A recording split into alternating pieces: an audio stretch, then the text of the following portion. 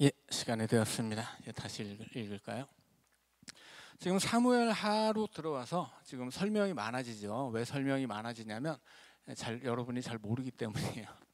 그래서 이 성경을 아무리 읽어도 지금 이렇게 우리는 다윗에 대한 좋은 이야기들은 많이 들어봤어도 실제로 다윗의 통치 기간에 이렇게 다윗이 통치력을 잃고 핀치에 몰리고 그 남과 북의 문제를 해결하지 못한 채로 솔로몬으로 왕권이 넘어가면서 솔로몬 시대에 솔로몬이 잘못했기 때문에 나라가 쪼개진 것이 아니고 그 나라의 분열은 이미 다윗 시대부터 준비되어 있었고, 그것은 기본적으로 이 가나안 땅을 차지하는 그 순간부터 경제적인 이 기반을 토대로 해서 남과 북이 갈려져 있었기 때문인데, 그것을 다윗이 봉합하지 못했다 하는 부분에 대해서 많은 사람들이 이해하지를 못해요. 그냥 다윗에게 좋은 이야기만 기억하고 그냥 다윗은 훌륭한 왕이기만 한 거예요, 많은 사람들의 기억 속에서. 그런데 이 신명기 역사는 다윗을 그렇게 좋은 왕으로 기록하지 않는 이유가 있어요. 왜냐하면 결국 이 신명기 역사의 끝에서 뭐가 준비되어 있는 거예요? 이 신명기 역사의 끝에서 준비된 것은 메시아예요. 구약 성경이 약속하는 메시아가 이스라엘의 역사 끝에 준비되어 있단 말이에요. 구약의 역사는 그 메시아를 향해 가는 역사입니다. 그런데 그 메시아를 향해 가는 역사 속에서 다윗이라고 하는 메시아의 그림자 역할을 하는 사람이 나오고, 장차 메시아를 통해 이루어져야 할 하나님 나라의 그림자가 다윗의 시대에 이스라엘에 세워지긴 해요. 그러나 그것은 절대로 온전한 하나님 나라가 아니었다. 다윗조차도 이 온전한 하나님의 종은 아니었다라고 하는 걸 보여주는 거예요. 그래서 그렇기 때문에 그렇게 다윗의 이스라엘도 온전한 하나님 나라가 아니었고 다윗도 온전한 왕이 아니었다면 그럼 뭐가 있어야 되는 거예요? 그 불완전한, 온전하지 못한 왕과 이스라엘을 대신할 온전한 왕, 메시아, 그 메시아가 다스리는 온전한 하나님 나라가 필요한 거죠. 그래서 이 구약의 모든 역사는 장차 오실 메시아와 그 메시아를 통해 구현될 하나님의 나라를 향해 있는 거예요. 그리고 그 메시아가 오시기 전까지 이스라엘의 역사는, 모든 역사와 그 모든 이스라엘의 모습은 하나같이 불완전합니다. 그것이 불완전하기 때문에, 온전하지 못하기 때문에 메시아가 와야 되는 거예요. 그리고 메시아가 옴으로써 그 모든 죄악이 씻어지고 그 온전치 못했던 이스라엘이 이제 온전한 하나님의 다스림 속에 이제 이 땅에 그 하나님 나라가 도래하게 되는 거죠. 구약의 역사라는 것은 그런 메시아를 향한 소망을 향해 있는 것이기 때문에 그 메시아를 향한 소망을 향해 가는 길에 나오는 다윗은 온전한 사람이 아니에요. 그는 장차 오실 메시아의 그림자 같은 사람이고, 어떤 그 장차 오실 메시아를 미리 보여주는 예표의 인물이지만, 그렇다고 해서 다윗이 온전했느냐? 절대 그렇지 않았다. 그는 이스라엘을 구원할 능력도 없었고 다스릴 능력도 없었다 하는 거예요. 그렇기 때문에 다윗의 자손 중에서 메시아가 오셔야 되고, 그 메시아만이 희망이고, 메시아가 다스릴 왕국은 다윗이 다스리는 이스라엘의 재판이 아니고 그것은 온전히 새로운 하나님의 나라라고 하는 것입니다. 만약에 다윗이 온전한 왕이었고 다윗의 이스라엘이 온전한 이 하나님 나라였다면 메시아가 필요 없는 거죠. 자, 그래서 지금 이 이스라엘의 역사가 메시아를 향하고 있다라고 하는 것을 알아야 하고, 그렇기 때문에 그 메시아를 향해 가는 역사 속에서 그 어느 왕도, 그 어느 때 이스라엘도 온전치 못했다라고 하는 것입니다. 자, 17절입니다. 요압이 그 여인에게 가까이 가니 여인이 이르되 당신이 요압이니까 하니 대답하되 그러하다 하니라. 여인이 그에게 이르되 여종의 말을 들으소서 하니 대답하되 내가 들으리라 하니라.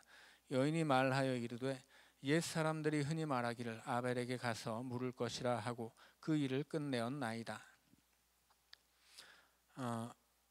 지금 이 여인이 아벨 성의 대표로 요압을 만나고 있는 거죠.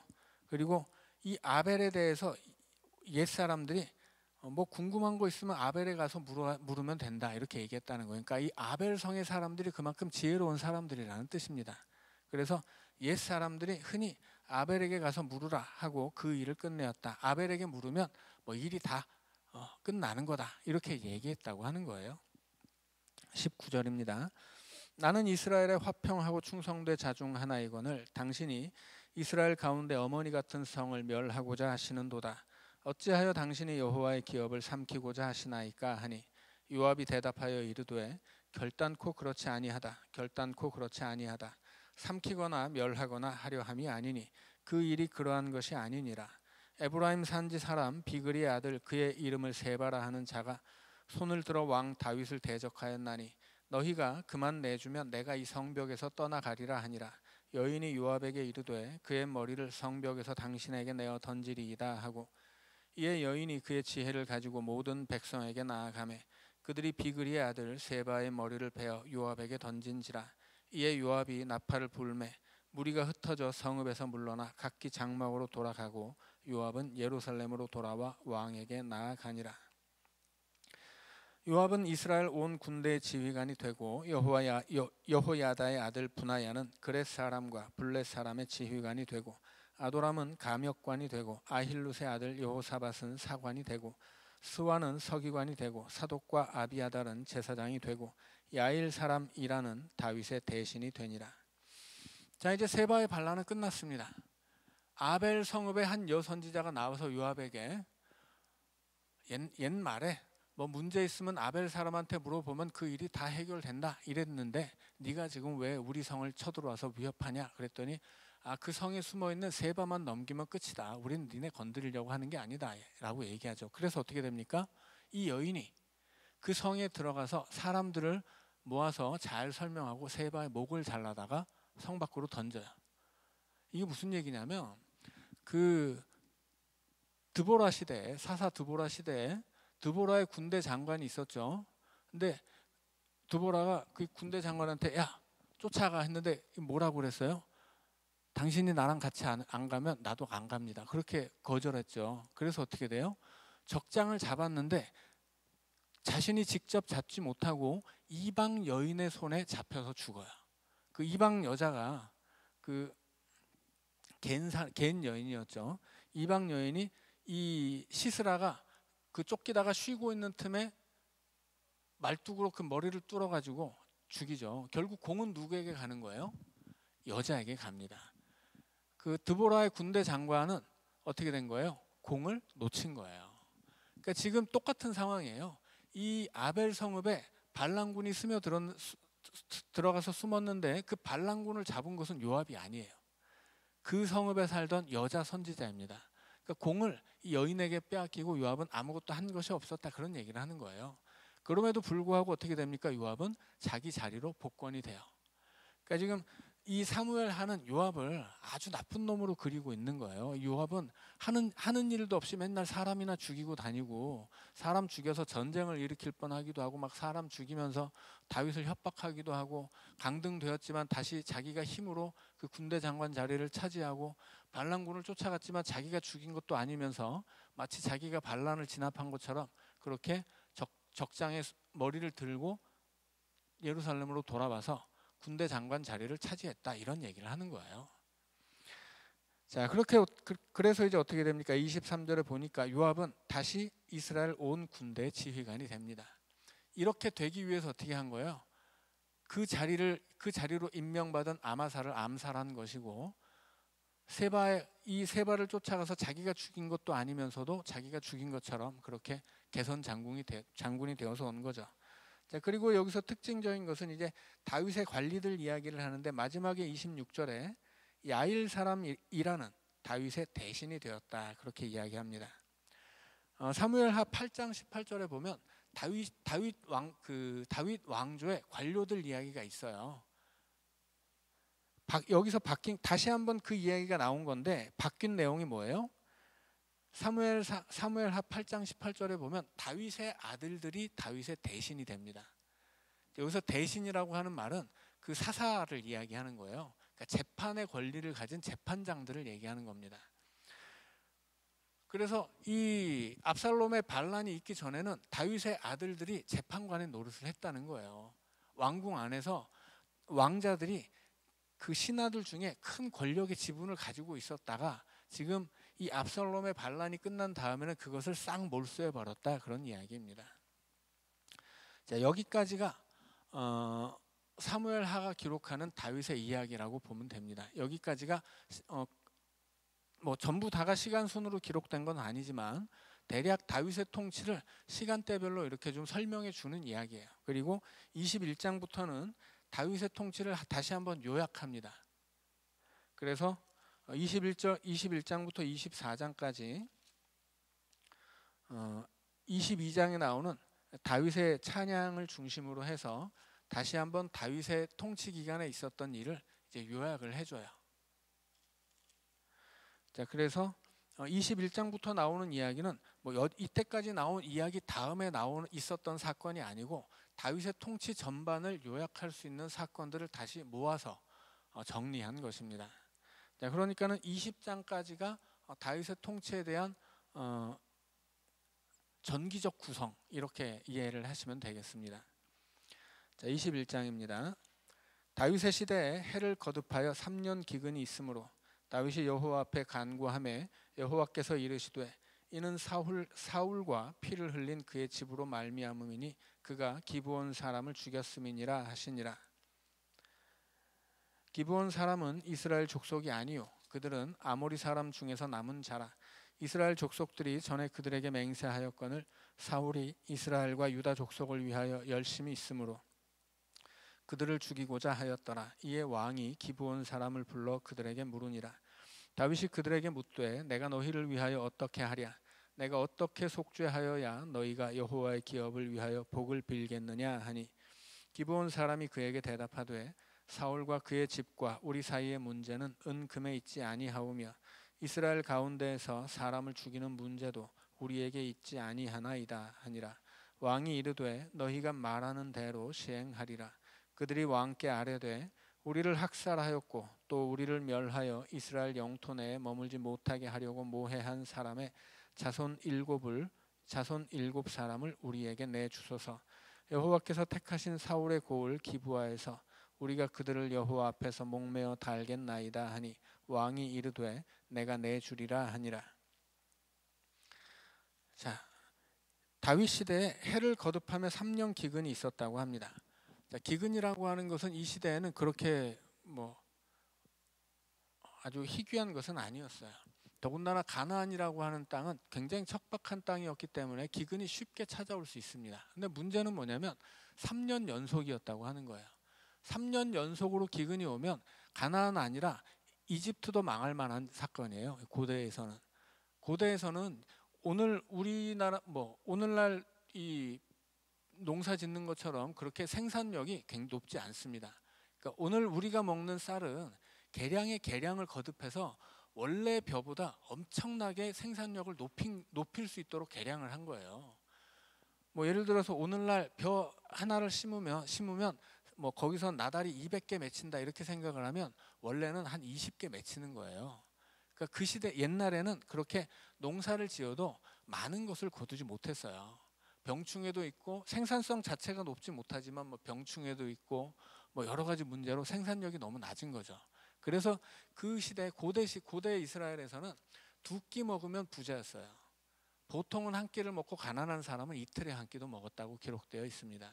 자, 그런 시대이기 때문에 기근이 오면 어떻게 돼요? 굶어 죽는 거예요. 나라가 하나 망하는 것은 아주 우스운 일입니다. 3년 동안 연속으로 기근이 오면 이스라엘이 멸망해도 이상하지 않을 정도예요.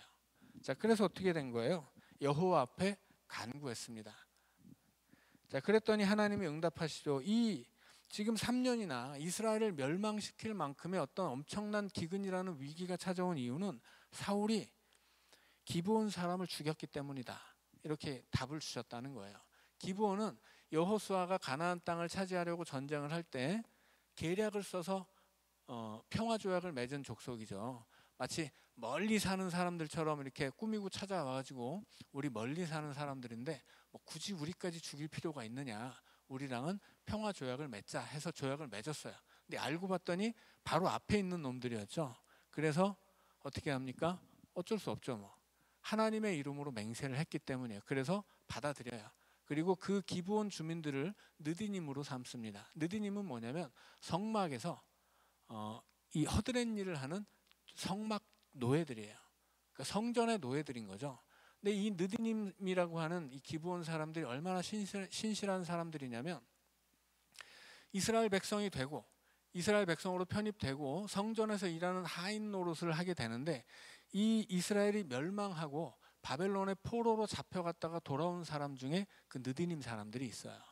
그러니까 그때 여호수아 시대에 항복하고 이스라엘로 편입됐던 기브온 사람들이 그 사람들이 정말 신실하게 하나님 앞에서 맺은 언약을 끝까지 지켰다고 하는 거예요.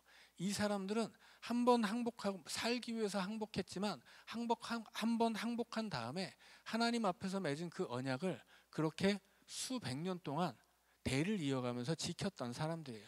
그렇게 신실한 사람들을 사울이 죽였다고 하는 거죠. 왜 죽였어요?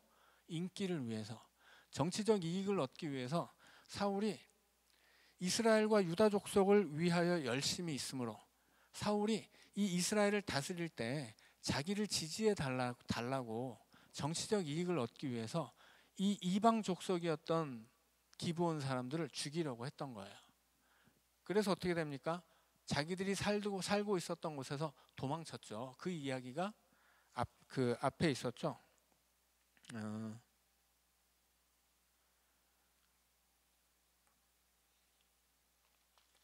사무엘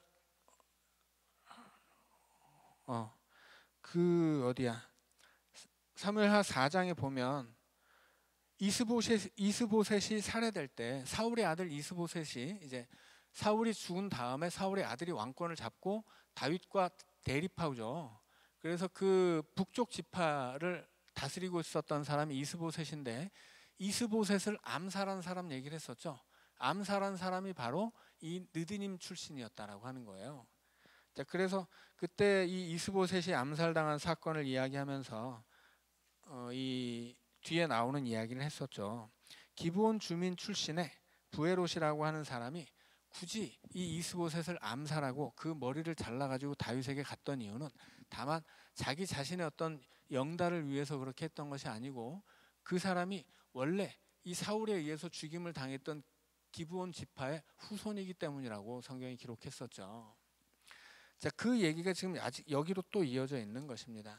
그래서 이스라엘에 다윗이 다스릴 때 3년 연속 기근이 오는데 그 이유가 사울이 흘렸던 피 때문이에요.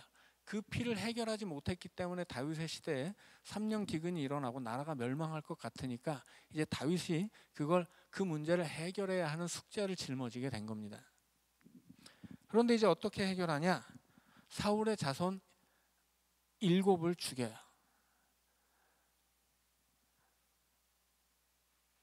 이게 앞에 이야기랑 연결을 하면 마치 다윗이 지금 어쩔 수 없이 하는 것 같은데 어쩔 수 없이 하는 일이 아니에요.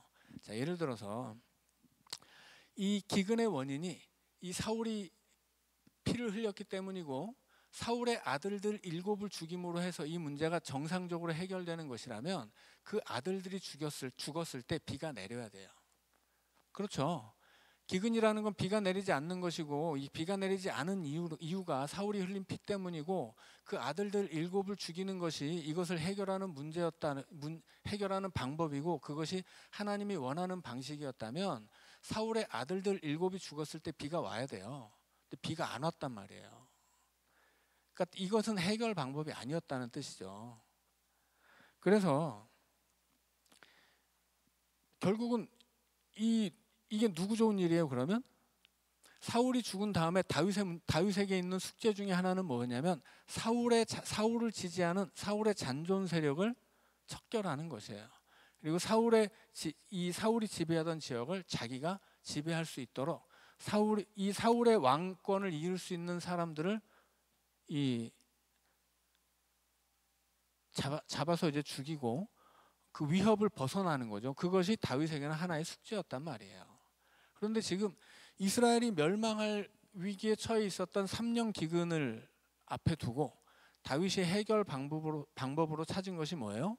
기브온 주민들에게 사울에 남겨진 아들 7을 넘겨주는 거예요. 그럼 어떻게 됩니까? 다윗은 자기 손으로 사울의 아들들을 죽이지 않아요. 대신에 남의 손을 빌려서 죽이고 그 정당성을 획득하는 거죠. 이것은 마치 우리아를 죽일 때 썼던 방법과 똑같아요. 우리아를 죽일 때 암몬 사람들의 손으로 죽이잖아요.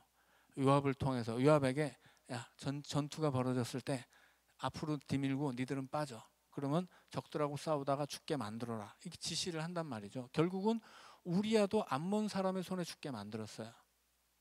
그리고 자신의 왕권을 위협할 수 있는 사울의 자손들도 지금 기브온 주민들의 손을 빌어서 죽였다라고 하는 거예요. 자, 그 뒷이야기가 이제 7절부터 이어집니다. 7절입니다. 그러나 다윗과 사울의 아들 요나단 사이에 서로 여호와를 두고 맹세한 것이 있으므로 왕이 사울의 손자 요나단의 아들 무비보셋은 아끼고 왕이 이에 아야의 딸 리스바에게서 난 자 곧 사울의 두 아들 알모니와 무비보셋과 사울의 딸 메랍에게서 난 자 곧 무흘랏 사람 바르실레의 아들 아드리엘의 5 아들을 붙잡아 그들을 기브온 사람의 손에 넘기니 기브온 사람이 그들을 산 위에서 여호와 앞에 목매어 달매 그들 7사람이 동시에 죽으니 죽은 때는 곡식 베는 첫날 곧 보리를 베기 시작하는 때더라. 자, 그래서 다윗이 내놓은 방법은 사울의 아들 7을 기브온 사람에게 넘기고 기브온 사람의 손으로 잡아 죽이게 하는 일이었습니다. 그런데 그때 살아남은 사람이 누구예요? 무비보셋 하나예요. 무비보셋은 말씀드렸죠. 조금도 다윗에게 위협이 되지 않습니다. 왜냐하면 장애인이기 때문이에요. 제사장이 장애인일 경우에 제사를 드리지 못하는 것처럼 왕권 계승에 관한 권리가 있어도 장애인은 계승할 수 없습니다. 그래서 무비보셋은 조금도 다윗에게 위협이 되지 않아요. 그리고 다윗에게 위협이 되는 사울의 아들들 7은 살아남은 7은 지금 이날 다 죽이게 되는 거예요. 자, 그리고서 이제 10절입니다. 그 후일담이죠. 아야의 딸 리스바가 굵은 배를 가져다가 자기를 위하여 바위 위에 펴고 곡식 베기 시작할 때부터 하늘에서 비가 시체에 쏟아지기까지 그 시체에 낮에는 공중의 새가 앉지 못하게 하고 밤에는 들짐승이 범하지 못하게 한지라. 이에 아야의 딸 사울의 첩 리스바가 행한 일이 다윗에게 알려지매 다윗이 가서 사울의 뼈와 그의 아들 요나단의 뼈를 길르앗 사람 야베스 사람에게서 가져가니 이는 전에 블레셋 사람들이 사울을 길보아에서 죽여 블레셋 사람들이 벳산 거리에 매단 것을 그들이 가만히 가져온 것이라. 다윗이 그곳에서 사울의 뼈와 그의 아들 요나단의 뼈를 가지고 올라오매 사람들이 그 달려 죽은 자들의 뼈를 거두어다가 사울과 그의 아들 요나단의 뼈와 함께 베냐민 땅 셀라에서 그의 아버지 기스의 묘에 장사하되 모두 왕의 명령을 따라 행하니라. 그 후에야 하나님이 그 땅을 위한 기도를 들으시니라. 자, 그렇게 사울의 7 아들이 다 죽은 다음에 어떻게 됩니까? 아야의 딸 리스바는 누구냐면 사울의 첩이에요. 이 죽은 7 왕자 중에 5이 그 리스바의 아들들입니다. 자, 이 아들들의 어머니가 아들들이 다 죽었는데 장사를 치르지 못해요. 왜냐하면 왕명에 의해서 죽임을 당한 죄인들이기 때문입니다. 죄인들은 그렇게 쉽게 장사를 지낼 수가 없거든요. 그래서 어떻게 되냐면 6개월 동안 장사를 지내지 못합니다. 본문에는 6개월이 나오지 않지만 9절 마지막에 보리를 베기 시작할 때 죽었죠. 보리를 베기 시작할 때는 언제냐면 4월이에요. 그리고 언제까지? 그리고 보리를 베기 시작한 때 4월에 죽었는데 자꾸 시신을 장사 지내지 못하고 있으니까 어떻게 됩니까? 새들이 와서 먹으려고 그래요. 짐승이 와서 먹으려고 그러고. 그래서 자기 아들들의 시신을 새나 짐승이 먹지 못하도록 어머니가 지키는데 그게 언제까지 지키냐면 하늘에서 비가 쏟아질 때까지예요. 하늘에서 비가 쏟아진다는 것은 우기가 올 때까지라는 얘기입니다. 이스라엘의 우기는 10월부터예요. 그러니까 4월에 죽은 아들들의 시신이 6개월 동안 방치되어 있었고 그 반년 동안 어머니가 짐승들로부터 그 시신을 지켜낸 거예요. 그리고 그 이야기가 이스라엘에 쫙 퍼집니다. 어떻게 되는 거예요 지금? 다윗으로서는 큰일 난 거죠.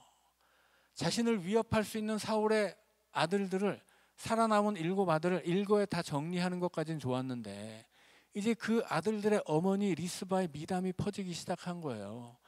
그래서 이제 죽은 아들들도 불쌍해지고 그 아들들의 시신을 지키는 어머니도 불쌍해지고 여론이 사울 쪽으로 기우는 거죠.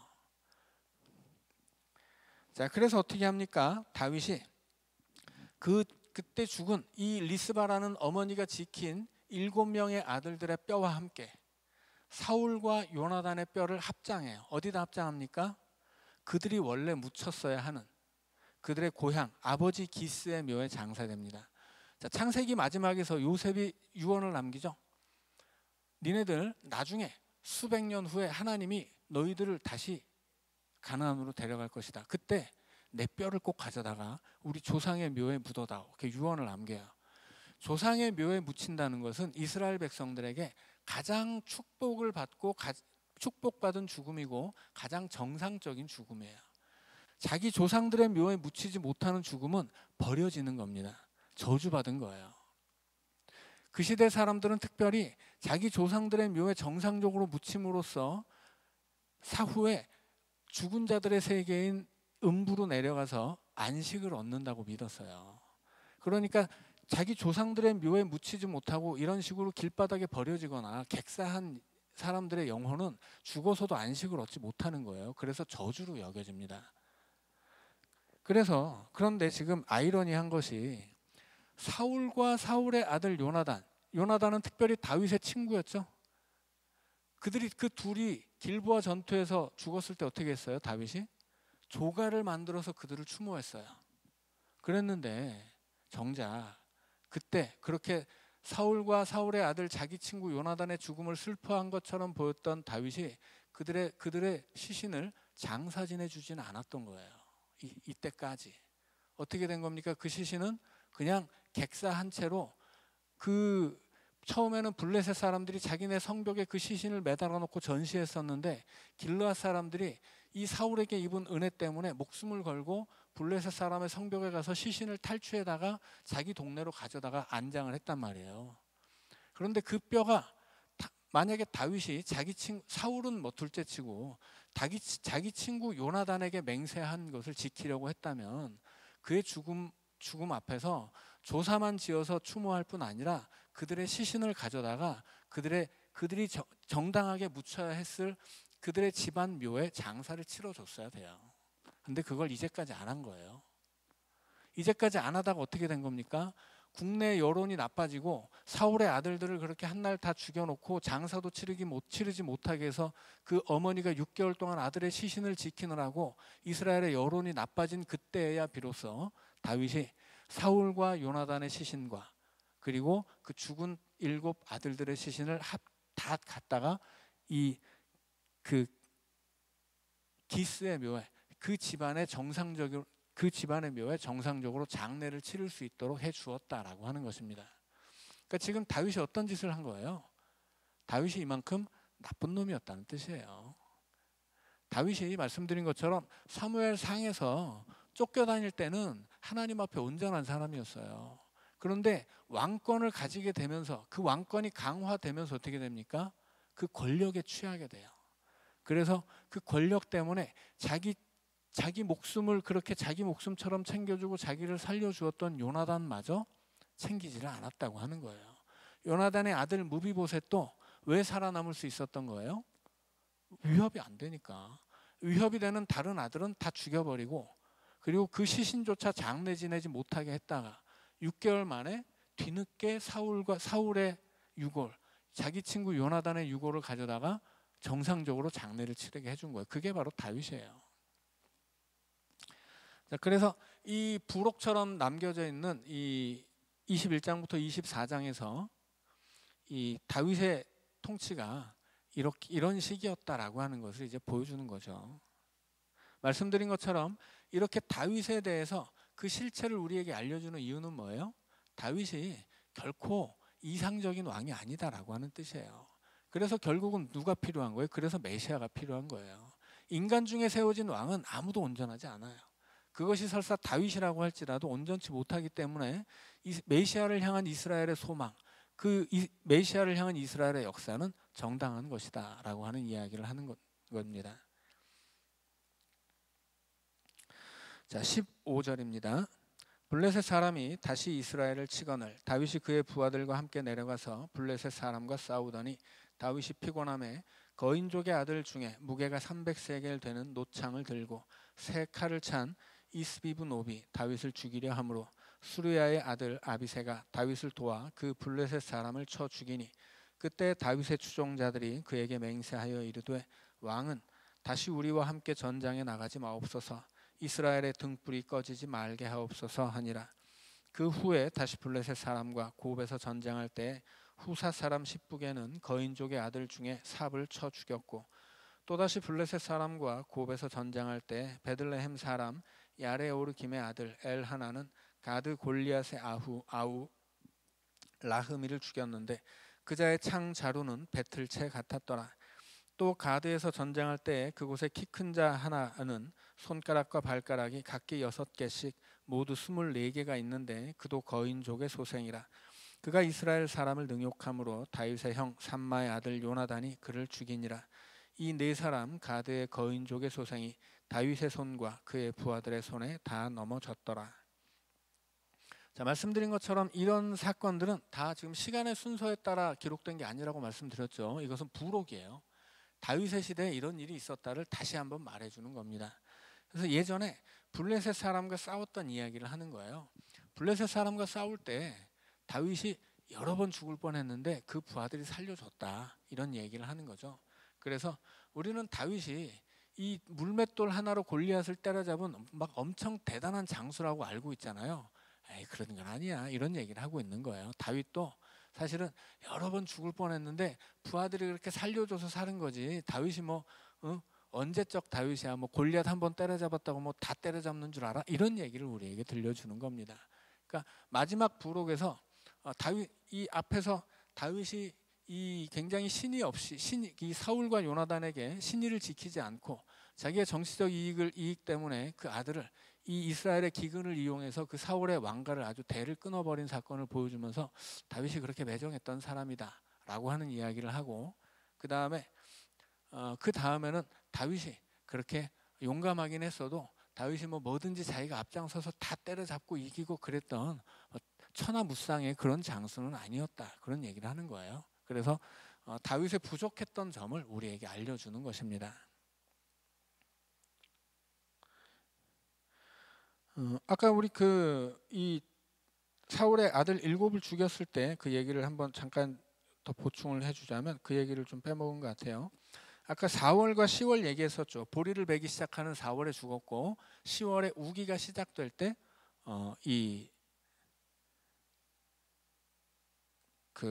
장사를 지내주게 했다라고 했잖아요. 자, 그래서 하나님이 그렇게 그 3년 기근을 해결하는 방법이, 그 원인이 사울의 죄에 있었고 그 죄를 해결해야 할 사람은 다윗인데, 다윗의 방법이 정당했다면 그 7 아들이 죽었을 때 비를 내려주셨어야 되는데 아니었다라고 하는 거죠. 6개월 동안 비가 안 왔어요. 결국 이것은 이스라엘의 기근을 해결하는 정당한 방법이 아니었어요. 그럼에도 불구하고 이것이 다윗에게는 유익했죠. 왜냐하면 다윗의 왕권을 위협할 수 있는 사울의 아들들 7이 살아남았었는데, 이걸 일거에 과거에 사울이 지었던 죄를 빌미로 해서 싹 처단할 수 있었잖아요. 자, 그래서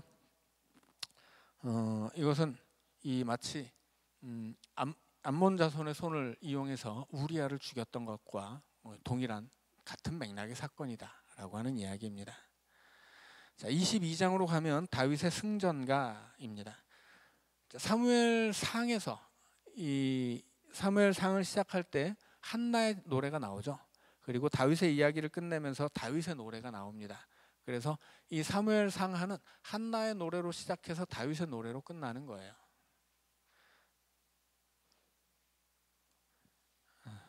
자, 오늘은 여기까지 하고 우리 마치도록 하겠습니다.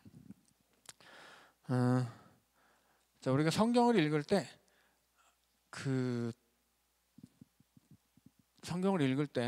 아주 우리의 이해를 방해하는 것 중에 하나가 주일학교 때 배운 이야기들이에요. 주일학교 때 우리는 다윗이 막 너무 좋은 사람이었잖아요. 그런 선입견을 가지고 있거든요. 이런 선입견을 깨는 게 사실 굉장히 어렵습니다. 그래서 성경을 자세히 읽으면 성경이 다른 얘기를 하고 있어도 내가 가지고 있는 선입견 때문에 이걸 그냥 내 방식대로 이해를 해버리는 경우가 많아요. 그래서 우리가 좀 사무엘하는 좀 자세한 설명이 좀 많았습니다. 자, 우리 기도하고 마치죠. 사랑의 하나님, 적에게 쫓길 때 운전했던 다윗이 이제 적을 쫓는 왕이 되었을 때에는 오히려 마귀에게 쫓겨다니고 죄에 사로잡히는 것을 보게 됩니다. 하나님, 그래서 다윗의 위기는 그의 실패에 있는 것이 아니라 오히려 성공에 있었음을 알게 하여 주옵소서.